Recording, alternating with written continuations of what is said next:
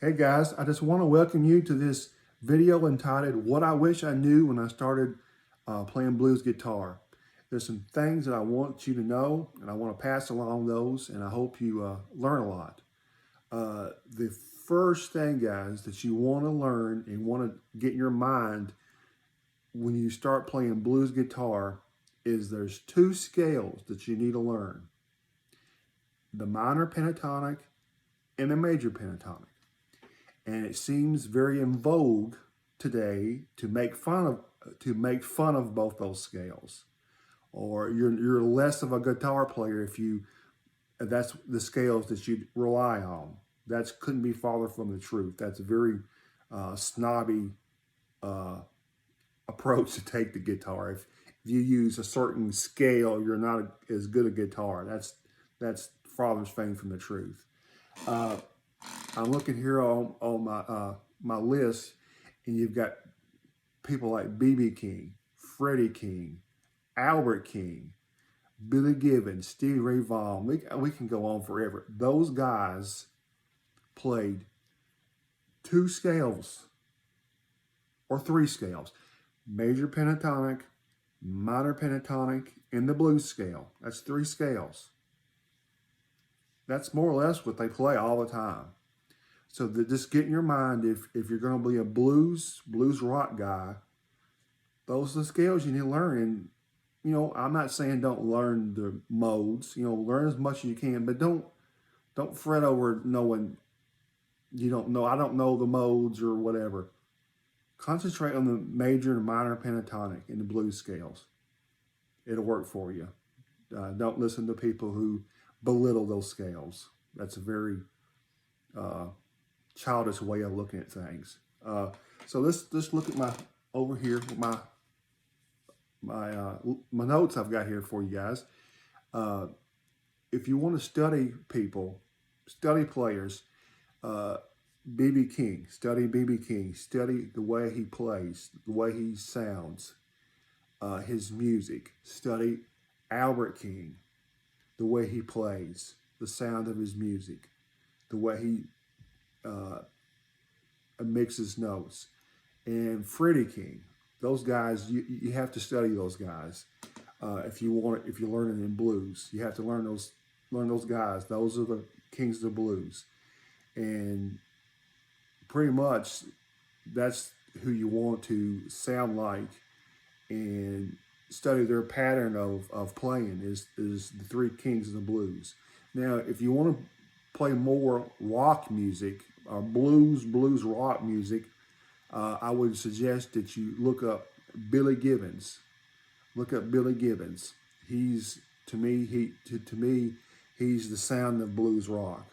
Billy Gibbons is. He's somebody you need to pay attention to. So another thing that I would recommend you guys do is swallow your pride and take some lessons. I know I hear a lot of people talking about that they're self-taught, and if you're learning something on the internet, if you're learning from Marty Music or whoever you learn it from, you're not self-taught. You're learning it from somebody else. So swallow your pride, take some lessons. I took lessons for a year and a half and learn a little music theory. You don't have to graduate from Berklee School of Music. You don't have to know tons of music theory, but you have to know a little music theory. Take some lessons. Take some lessons and tell them that you want to learn blues and blues rock. And it'll help you guys. It'll help you 10 times. You'll be a better player, and you'll be a better player faster. So swallow your ego. Take some lessons. I know a lot of people talk about they're self-taught. Maybe some people are self-taught. Maybe there's some people who can teach themselves, but the average person is better off taking some lessons. Like I said, I know people talk about that they're self-taught, but then they talk about the lessons they've watched online. Well, you learn it from somebody. You're not self-taught. So go ahead, take some lessons, and trust me, you won't regret it. Another thing you want to do is when you learn scales, when you first learn your scales, use some backing tracks. Play the backing tracks. Even if you just learn one pentatonic position, play some backing tracks. Learn to improvise with backing tracks. I see a lot of people. A lot of times they start playing guitar and all they do is covers. They do somebody else's covers. Make your own music. Play your own music. Make your own music. Improvise. To me, when you play guitar, it's an art, and if you're always copying somebody else, it gets boring. Make your own music. I don't think any of the people that you're copying would want you to do covers for the rest of your life. Make your own music. Improvise. Look, play the backing tracks. It'll help you out. And one of the things I want to tell you is that blues and blues rock is in two places. It's in your hands and in your heart.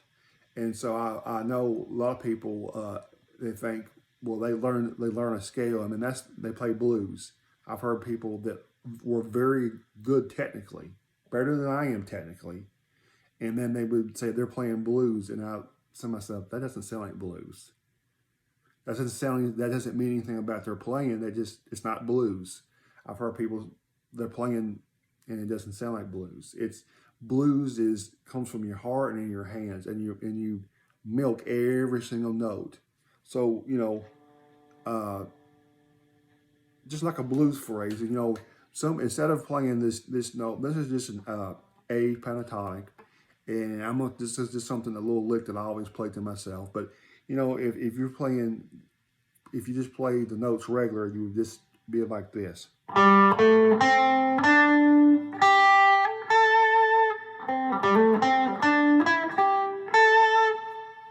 That's kind of boring to me. But to me, the way I would play it and put the blues flavor in it, I would milk every single note, and I would just.